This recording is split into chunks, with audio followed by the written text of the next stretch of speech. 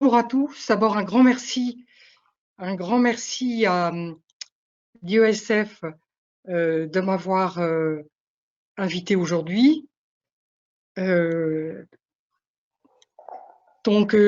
suis particulièrement contente de pouvoir intervenir aujourd'hui parce que je m'adresse à un public d'ingénieurs et ce sont des professions des ingénieurs qui sont en prise avec les matériaux, avec la matière et bien entendu aussi en prise avec le numérique aujourd'hui. Donc, je vais d'abord vous présenter, j'ai un petit souci d'enchaînement, excusez-moi, j'ai un petit souci de… Voilà.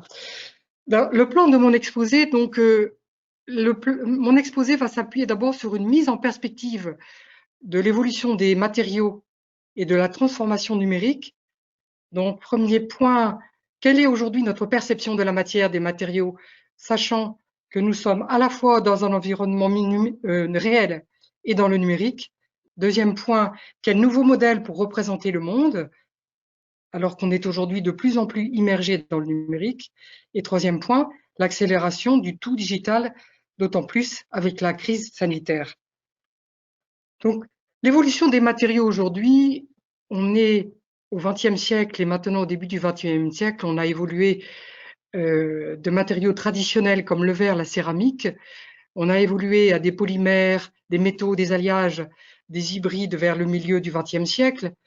Et cette révolution des matériaux s'est accélérée avec les technosciences pour avoir aujourd'hui des matériaux intelligents, des matériaux hybrides et des matériaux communicants de plus en plus complexes avec un nouveau défi qui est l'éco-conception et le recyclage.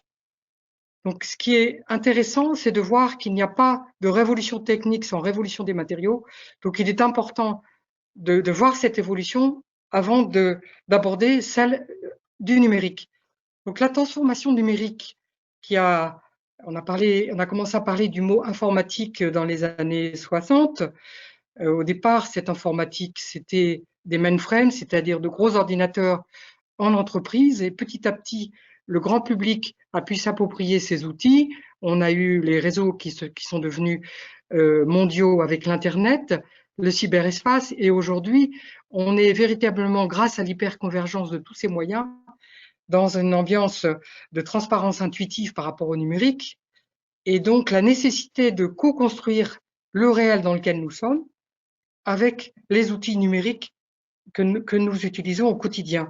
Donc, c'est aussi une révolution des matériaux, une révolution de la matière calculée, parce que toute cette informatique, tout ce numérique s'appuie sur des signaux électroniques, sur des octets, sur des pixels, donc des entités qui existent bien physiquement.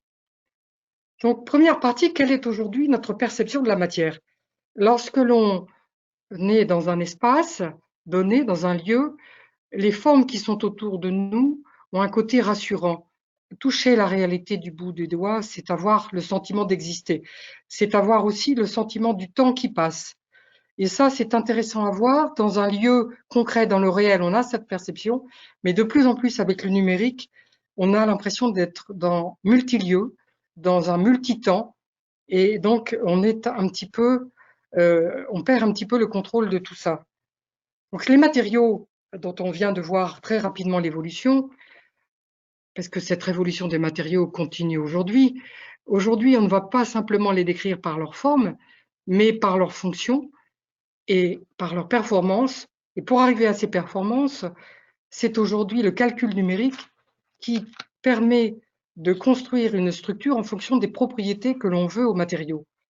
Si l'on prend les métamatériaux, par exemple, ce sont des matériaux structurés qui vont permettre d'avoir une fonction donnée et cette fonction va être modifiée selon leur forme. Donc, le caractère prédictif du numérique aujourd'hui est très prégnant par rapport à la conception des matériaux, surtout des matériaux de rupture. Un autre exemple, bien entendu, ce sont les semi-conducteurs à la croisée de la physique et de l'électronique. Aujourd'hui, pour faire une puce électronique, on embarque plusieurs composants qui vont décomposer plusieurs fonctions. Et pour faire chacun de ces composants, c'est plus de 1500 étapes élémentaires. Donc des matériaux très complexes pour faire le numérique aujourd'hui. Et ces matériaux aujourd'hui, ils sont de plus en plus en relation avec notre environnement. J'ai fait ce schéma que vous avez sous les yeux, où l'on voit un être humain qui est dans un espace donné. Il est entouré d'objets, en l'occurrence une tasse de café. Donc il éprouve l'ambiance d'un lieu, il éprouve l'atmosphère de ce lieu. Le lieu est un espace approprié à ses sens. Mais aujourd'hui, les matériaux Oh, monsieur sont Deschamps, aujourd'hui l'école. en prise avec Sur leur votre environnement, t'as reçu aujourd'hui? avec Bien. J'ai une petite un peu. la connectique. Donc, la connectique que l'on embarque dans les matériaux va permettre d'avoir des matériaux interactifs qui vont pouvoir capter des informations et réagir à leur environnement. Là, sur l'exemple que vous avez sous les yeux, vous avez donc un operating system qui est dédié aux vêtements et qui permet d'interpréter des données qui sont captées à même le corps. Et donc, cet operating system a été conçu dans le cadre, bien entendu, d'un environnement textile. Un autre exemple, c'est d'embarquer dans la matière des micro-tags ou des nano-tags même, parce qu'on y arrive aujourd'hui, RFID, pour pouvoir décrire cette matière et pouvoir la suivre pendant toute l'évolution de son cycle de vie. Donc, force aujourd'hui donc de constater qu'on a des matériaux qui sont presque assimilables à un contenu numérique, que nous avons des matériaux interactifs qui ont le potentiel et de plus en plus d'être en relation avec leur environnement, mais cette évolution des matériaux, elle a, depuis le début de l'existence de l'humanité, accompagné l'évolution de l'homme. L'industrie étire les potentialités de la matière. Et ce qui se rajoute aujourd'hui dans la problématique, c'est la démarche de l'éco-conception et du recyclage, qui est la démarche biomimétique par excellence. Comment allons-nous pouvoir concilier cette démarche avec le fait d'avoir des matériaux haute performance entièrement fiables, comme nous sommes arrivés à avoir aujourd'hui dans le domaine de la médecine, par exemple. Je pense à des matériaux que l'on embarque pour réparer le corps humain, par exemple des non-tissés qui vont permettre la réparation cellulaire. Nous sommes aujourd'hui dans un paradoxe. On a eu au XXe siècle une explosion de la recherche sur les matériaux et aujourd'hui, on constate que nous ne sommes que des usagers de la matière, qu'elle a un caractère fini et qu'il faut penser à en ménager l'usage pour les générations futures. De plus, un matériau est dépendant de sa microstructure et au cours de sa durée de vie, cette structure peut évoluer, donc se pose le problème du paradoxe, du paradigme, du paradoxe fiabilité, soutenabilité. Donc après avoir vu cette nouvelle approche des matériaux, qui est vraiment au cœur du métier d'ingénieur, comme je le disais tout à l'heure, comment aujourd'hui se situe l'humain par rapport au monde? Comment il va appréhender le monde qui l'entoure? Ce qu'on peut dire des techniques dont on vient de parler en très peu de temps, c'est que les techniques sont bien avant d'être des outils pour nos usages. Ces techniques sont des structures, en fin de compte, de la perception. Je prends un exemple, il y a eu la télévision, on a changé la façon dont on percevait l'information. Il y a eu le téléphone avant, aujourd'hui, c'est l'Internet. Donc, on est aujourd'hui dans un environnement qui nous fait être complètement immergés dans la sphère numérique. Les outils numériques mettent tout à portée de nos doigts. On a aujourd'hui une démarche pour fabriquer les objets qui est complètement modifiée par rapport à ce qu'on appréhendait avant. Avant, on appréhendait la forme d'un objet et on en examinait la structure. On avait une approche cartésienne des objets. Aujourd'hui, le design, le processus de représentation, la fabrication sont directement liés. Ce qui permet d'ailleurs de réaliser des formes totalement impossibles avant. Là, sur ce slide, vous avez une gyroïde qui est absolument impossible à fabriquer sans l'aide de la fabrication additive. Donc l'usage du numérique modifie complètement notre perception de la matière, du temps, de l'espace. Non, mais je vois un timbre-poste.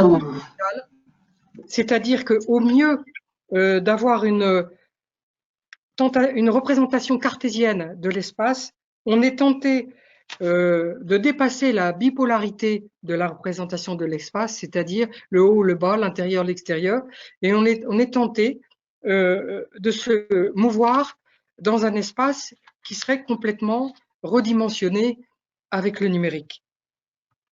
Les outils numériques mettent aussi tout à portée de nos yeux. D'ailleurs, on dit qu'on navigue sur Internet, c'est amusant, on navigue sur le réseau, comme si on se déplaçait dans un espace. Quand on est devant un écran, les textes sont insérés dans l'espace visuel, et à tel point que le pouvoir de l'écriture aujourd'hui est complètement en train de se modifier. On utilise pour ça un jargon, on parle de verbis vocaux visuels. Et c'est amusant parce que sur le slide que je vous ai mis, j'ai donc mis un photomontage de Raoul Haussmann, donc, qui est un artiste de la période Dada. Donc, cette œuvre date d'il y a à peu près un siècle.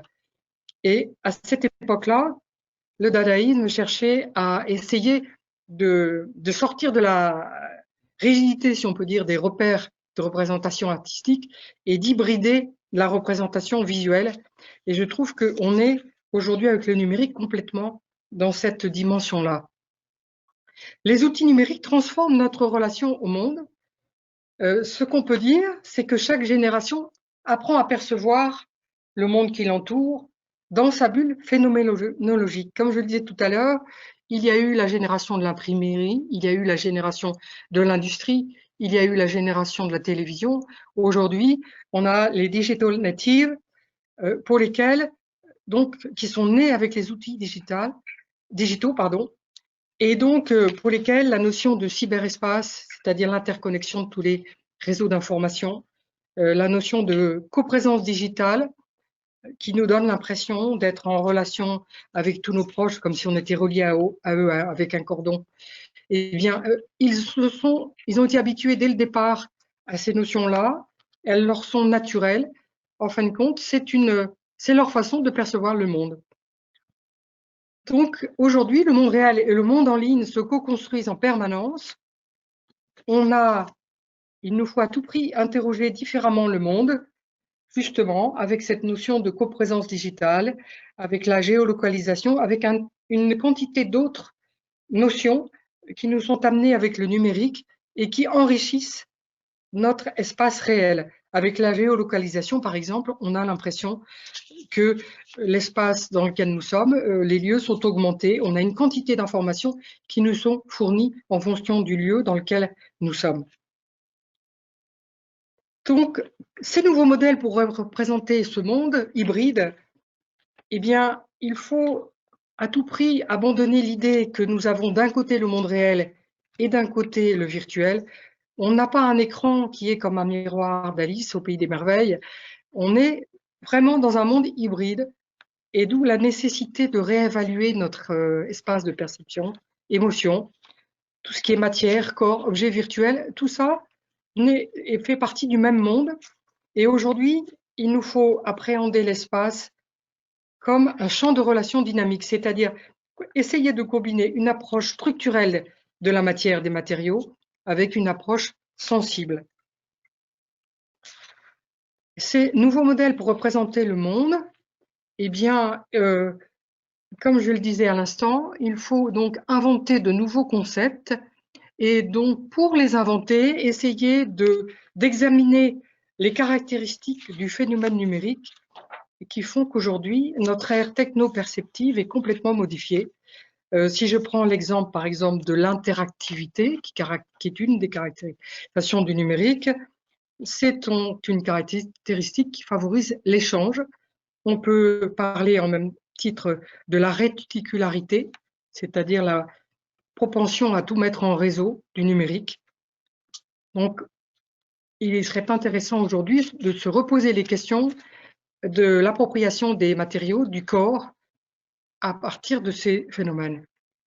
Donc, troisième point, eh bien, cette conférence que nous donnons aujourd'hui, elle devait normalement avoir lieu en présentiel. Malheureusement, avec la crise sanitaire, elle a lieu à distance. On voit donc que le tout digital s'accélère avec la crise sanitaire. Le constat aujourd'hui, c'est qu'on a 89% des Français qui sont connectés à Internet, à peu près 60% actifs sur les réseaux sociaux. Et donc, la réalité du digital, elle est là et elle s'accélère de plus en plus. Qu'est-ce qu'a fait la crise sanitaire? Elle a fait que les étudiants ont basculé vers le téléenseignement, les gens qui sont en situation de travail, dans la mesure où c'était possible, on leur a conseillé donc d'être en télétravail, de même la télémédecine pour la médecine, et donc il y va de la survie de l'activité de l'économie. Mais les dispositifs digitaux, surtout a fortiori pour ceux qui le connaissent depuis leur naissance, entraînent une forme de réassurance. On a l'impression d'être en permanence relié aux personnes qui nous sont proches. Et donc, ça entraîne un besoin d'interaction permanent.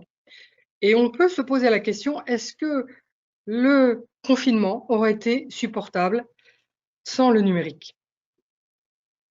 Cette interaction permanente, elle se combine avec une réticulation de la mémoire, c'est-à-dire là sur ce schéma que j'ai essayé de faire, j'ai voulu représenter le fait qu'on était à la fois dans un multilieu et dans un multitemps. On a un individu Y qui est plus jeune que l'individu X, donc X a beaucoup plus de souvenirs que Y, et à distance, en Australie, on a d'autres individus qui, via Internet, accèdent à des données qui ont une certaine ancienneté, donc les plus anciennes 1970.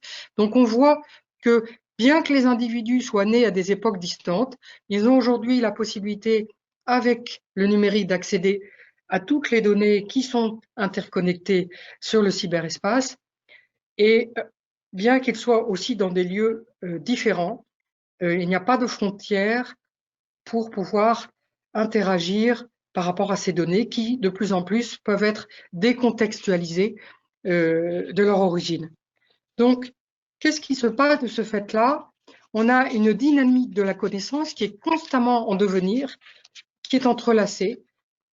Et aujourd'hui, en ce qui concerne les étudiants, l'ingénierie pédagogique peut être complètement décloisonnée par rapport au champ disciplinaire. C'est une richesse excessivement puissante. Et par exemple, si on prend les études d'ingénieurs, avec les outils numériques, vous avez la possibilité, et c'est une curiosité qu'il faut avoir, d'aller vers les champs de la sociologie, par exemple, vers les champs du design, comme en parlera tout à l'heure Alessandro, de façon à vous poser, si vous vous posez des questions par rapport à la finalité de votre métier, par rapport aux usages, de façon à pouvoir croiser votre champ de compétences et pourquoi pas enrichir ce champ de compétences dans le cadre d'un apprentissage coactif. Mais le revers de la médaille, c'est que ces informations, avec l'espace public numérique, risquent d'être de plus en plus normalisées. Le confinement n'a pas révolutionné l'espace numérique. En fin de compte, il a simplement accéléré sa transformation parce qu'aujourd'hui, les pratiques informationnelles passent forcément par Internet. Et on a sans arrêt des informations qui font l'objet de traitements algorithmiques et donc un risque d'avoir des informations restructurées, conditionnées par rapport à l'information d'origine. Les épidémies comme les guerres accélèrent les transformations technologiques. Donc la question qu'on peut se poser, est-ce que la crise sanitaire va non seulement accélérer le tout digital, il y a fort à craindre qu'une bonne partie des pratiques acquises pendant le confinement, déconfinement, soient conservées au-delà de la crise sanitaire. Donc, cette immersion dans le numérique, la question qu'on peut se poser aujourd'hui, comment l'humain reste maître de la situation?